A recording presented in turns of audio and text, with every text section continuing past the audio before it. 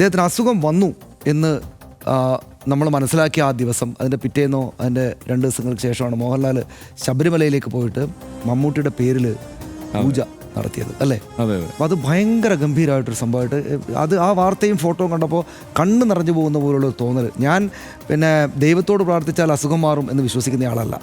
ദൈവത്തോട് നമ്മൾ അസുഖം വരുമ്പോൾ പ്രാർത്ഥിക്കുന്നത് നമ്മുടെ മനസ്സിനൊരു സമാധാനം കിട്ടാനാണ്. ചില ആളുകൾ പക്ഷേ ദൈവത്തോട് പ്രാർത്ഥിച്ചാൽ അസുഖം മാറും എന്ന് തന്നെ വിശ്വസിക്കുന്നുണ്ടാവും.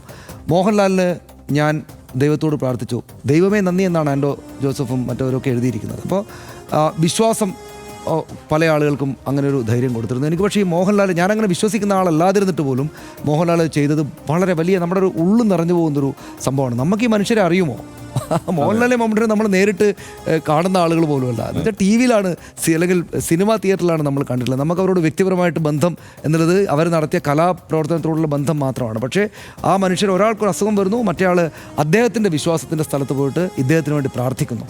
ഇന്നിപ്പോൾ ആ ഫോട്ടോ കവളത്തുമ്മ വെക്കുന്ന ചിത്രം വരുന്നു. അത് ഭയങ്കര ഗംഭീരമായിട്ടുള്ള സംഭവമാണ്. അപ്പം ഇത്തരം ഒരു തോന്നലുകൾക്കും വളരെ കലക്റ്റീവായിട്ട് മലയാളിക്ക് സന്തോഷിക്കാനുള്ള അനേകം മുഹൂർത്തങ്ങൾ തരാനായിട്ട് ദീർഘകാലത്തേക്ക് സിനിമയിൽ ഇങ്ങനെ അഭിനയിച്ചുകൊണ്ടേ ഇരിക്കട്ടെ ഇവരെല്ലാവരും എന്നാഗ്രഹിക്കാനല്ലേ നമുക്ക് പറ്റും. അത്തരം ആലോചനകളിൽ വളരെ സന്തോഷകരമായിട്ടുള്ളൊരു നിമിഷം നമ്മുടെ മുന്നിലേക്ക് വന്നു.